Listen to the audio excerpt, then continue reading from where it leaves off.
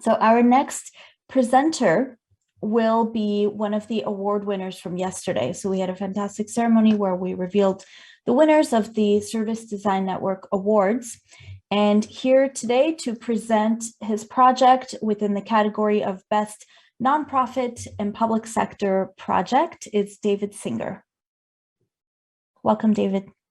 Hello, good afternoon, everyone. Let me just share my screen. Hopefully you can see that.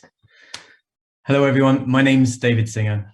I use the pronouns he and him, and I'm the Associate Director for Research and Service Design at Engine. And I'm thrilled and honored to be here today to walk you through our total transformation of the UK Immigration and Asylum Appeals Service, which we worked in partnership with Her Majesty's Courts and Tribunals Service. Her Majesty's Courts and Tribunals Service is an independent body as part of one of our government departments, the Ministry of Justice. And within Her Majesty's Courts and Tribunal Services, there are many different types of courts and tribunals that respond to different areas of law. We were working for the Immigration and Asylum Appeals Tribunal. So, what exactly do they do? Every year, hundreds of thousands of people make applications to the Home Office, one of our government departments, and they are applying to stay and remain within the UK for a number of different reasons.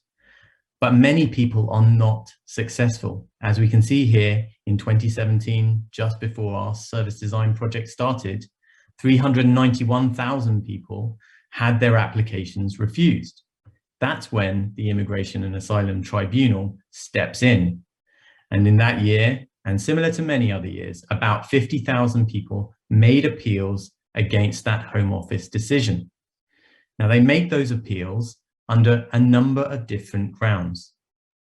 They could make it under these first two, protection or revocation of protection status, more commonly known as refugee or asylum statuses. So if the Home Office decision was upheld, these people would be leaving and going back to countries where potentially they're facing persecution, genocide, and other very extreme conditions.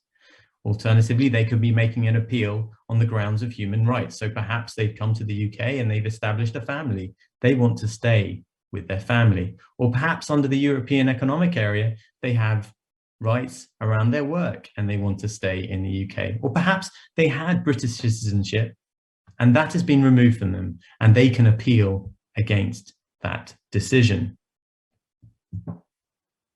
So what does that look like? Well, on screen, what I'm showing is something that's probably quite standard to many people. It's a Miro board of a big blueprint demonstrating the as-is service journey. The detail is not important. And actually, this is quite a distilled version of some massive pieces of paper that we had on our walls when we were all in offices. And it demonstrates just a huge number of different actors, front stage and back. Front of stage, appellants, people who are making the appeals, submit an appeal application, perhaps with or without support from a charitable body or indeed a legal representative if they can afford one. That appeal is submitted into HMCTS, Her Majesty's Courts and Tribunal Service, where they start the case management process and they engage with the Home Office. The Home Office then become the respondent, the adversary in this process. So the appellant on one hand, making an argument against the Home Office on the other hand, who are trying to uphold their decision. Bundles, pieces of evidence move all over the UK from office to office, from actor to actor, towards a final hearing that takes place and decides the ultimate appeal decision. So who is at the heart of the appeals process? Can I introduce you, please, to Adele, who's on screen here, and some of the socioeconomic and well-being conditions that she faces. So please step into her shoes for one moment. Her housing is unstable. She struggles with her mental health. She's isolated away from her support network. She has limited, sometimes no access to the internet. She's unable to work, and English is her second language, sometimes her third.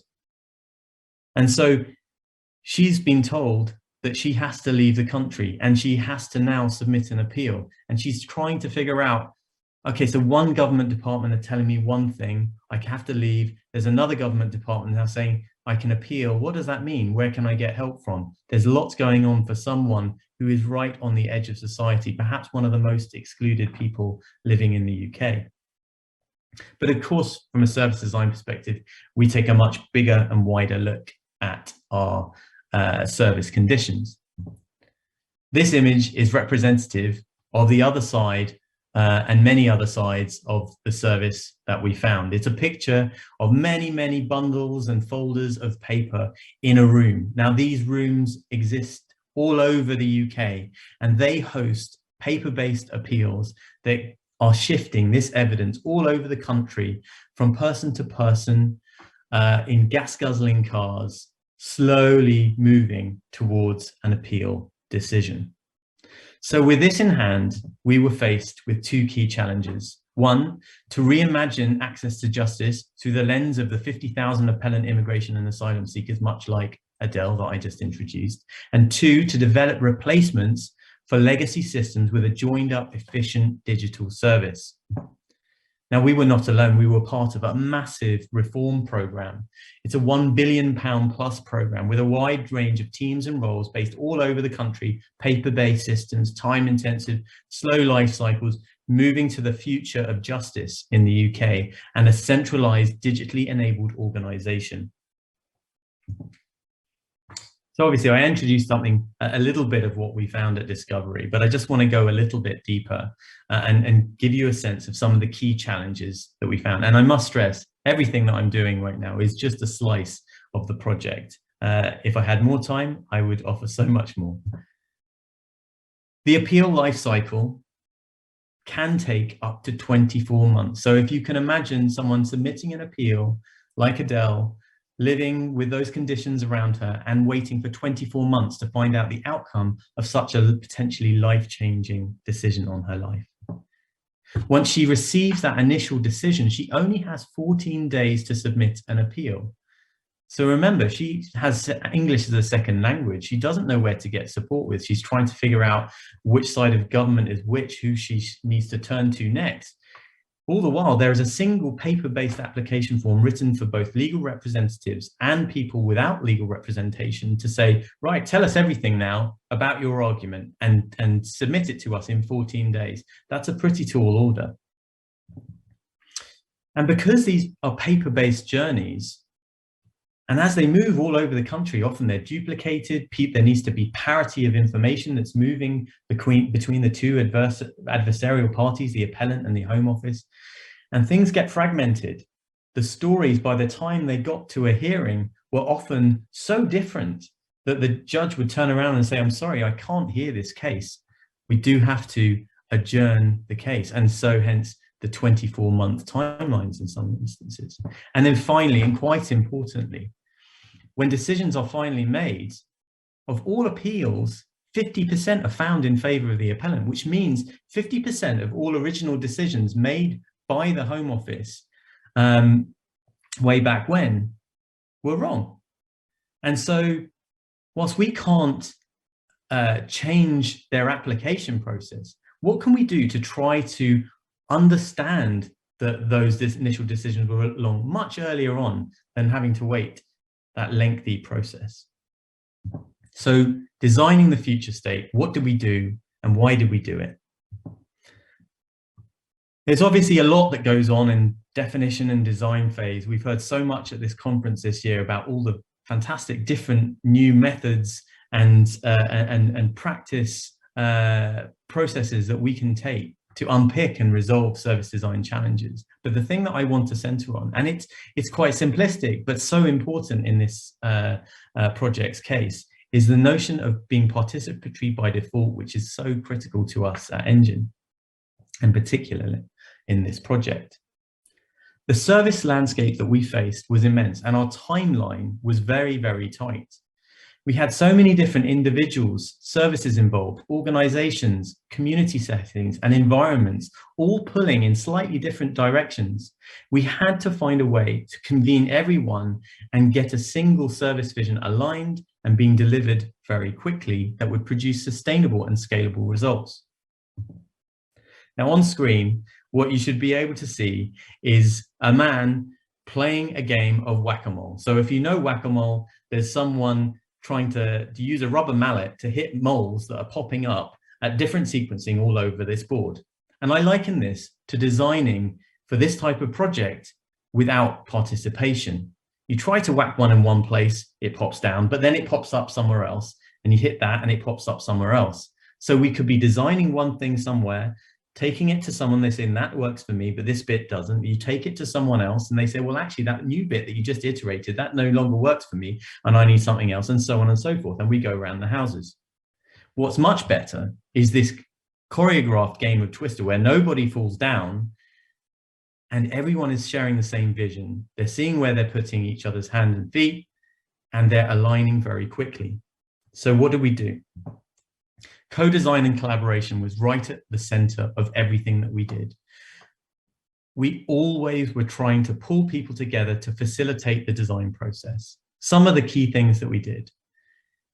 We made sure that judges, but not just judges, caseworkers, legal representatives, solicitors, charities, policymakers were stepping into the shoes of researchers. And we were offering up, as you can see in this picture on the left-hand side, just about an objective, colorful, vibrant, accessible story of what Adele and others like her were going through. And they took this moment to step into the role of researchers, to perform their own inquiry and make sense of what those experiences meant to them and how the future service should respond to those points of insight and inquiry and analysis that they were performing. And then once they'd done that, we encourage people time and time again to step into the role of designers using modular design, facilitated workshop processes to work side by side, to share their insights as researchers and to offer up their ideas and have conversations that they never had before because they'd never sat alongside each other. They'd never really been invited into a room to play a part in a design process. So very quickly, they were finding the moments of their design that fitted well together. They were finding that they could start simulating together how everything was joining up end to end in service simulations. And so the service came together much more quickly. They were embodying their future roles and they were imagining this was the way that we could respond to those very poignant appellant stories, and not just the appellant stories, the stories of caseworkers that had to manage that sensitive information, that judges that had to make the right decision, that solicitors that were trying to convene all the right documentation. And finally, our appellants, the people who were submitting their appeals, were acting as our final judges. The people that we had asked to tell us their story were long-term participants in our process, and we wanted to make sure, had we heard and have we responded to you and to your design to your lived experience challenges in the right way, had we put together a service that every step of the way was hanging together? Did they understand who they were meant to turn to at what point in time? Had we asked the right question in a form or on screen that they could comprehend and say, yes, you know what, I can complete this. I can offer my argument. I feel like I'm being heard. And so with all of the work that we did through definition and design, what impact have we made? Well, we think we came to a design servicing needs proportionately, promoting inclusion and seeking early outcomes.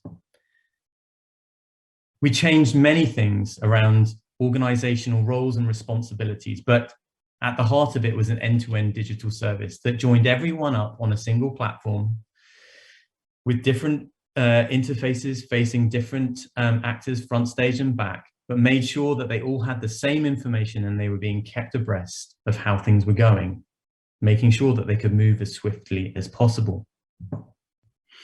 The service design was proportionate. Rather than asking everything up front to an appellant who's trying to figure out everything in 14 days, we asked for just a little bit of information. And then if the appeal is moving forward, we ask them for a bit more information. And then again, we ask everyone for a bit more information if we're going even further. So let's make sure we're not asking for everything all at once. Let's just get the information we need at that moment in time. And with that step-by-step, just as we need it approach, we also managed to work with the Home Office, not to change their original approach to the application decision, but that as they started to see evidence coming through, they changed their policy. So they would say, okay, well, actually, you know what? We can already see that the decision is wrong. We don't need to go to a hearing. We're satisfied. We have the information in hand now to withdraw and grant in favor of the appellant. This was a very exciting moment for us and such a significant part of our story. And then finally, rapid sharing of the decision. Appellants often found it took a long time to get the decision in writing to help them move on with their lives. And now the decision is shared rapidly, equally across actors. I want to just drill into a couple of key things as part of the design, particularly for people without legal representation. So firstly, we enabled a short plain English appeal form where the original as-is paper form was 128 fields long. Through collaborative design, very detailed content design work, we managed to whittle it down to just 7 fields, as close as we could to just a single push of a button that says, okay, I've only got 14 days. I don't really know what I need to do, but I am just going to say I need to appeal. And also, we try to find human ways to approach difficult legal questions. And we work with fantastic judges who helped empower us through our design to work cleverly to understand how can we take the document on the left-hand side here that talks about providing the evidence, the grounds and issues, new matters, the legal authorities, which made no sense to most people, make no sense to me. A single question is now responding to that for the version of people without representatives. Why do you think the Home Office decision is wrong? And this has been tested and designed for people with a reading age of 5, meeting that point around Adele's English as a second or perhaps sometimes third language. So this is another lovely accolade that we had. And in times when we were wondering whether we were doing the right things, we came back in our heads to this quote from the senior president of the tribunals at the time saying, I see this as the model for all remaining tribunals. As I said, the area of law that we work in, there are a vast number of tribunals, employment tribunal, mental health tribunal, these are all coming next. And the president saying, this is the approach we want to take. We connected government departments together, these adversarial people who often never sat in the room together. We connected them together. Policy was changed either side. They agreed to brand new ways of working, and their integration of their digital systems have never been closer. We managed to bring about an attitudinal change within the organization, moving away from top-down change to very much bottom-up, so that things like co-design was seen as an enabler. Rather than just thinking about needs, actually the experiences of caseworkers and appellants and judges and legal reps should be in the room promoting their experiences so we can quickly get to the right future service. And finally, it was an inclusive design. From the very get-go, we made sure that we were working with appellants in a way to promote their safety, promote their understanding of what the research and design process was about. And when they felt safe and secure, worked carefully with them to make sure that their experiences, insights, and ideas of how this future service should work were right at the center of what we did. So finally, this new service has reduced the length of process by over 50%. A really fantastic outcome. And finally, 28% of cases are resolved in favor of appellants at an early stage, well in advance of having to go to a hearing. And judicial time, which is short, has been saved for the appeals that truly need it.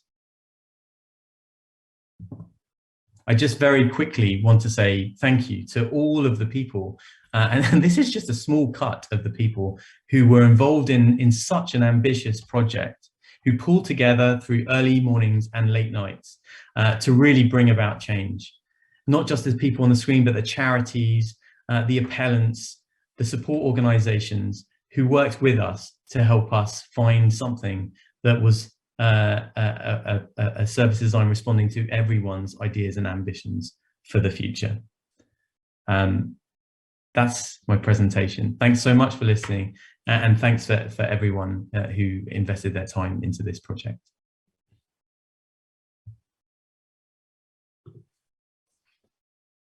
Thank you so much for that, David. I was listening to that whole thing with a smile on my face, because I think projects like these are kind of one of the ways to show the true value and impact of service design, looking at something that's so crucial to people's lives. I get really excited about that.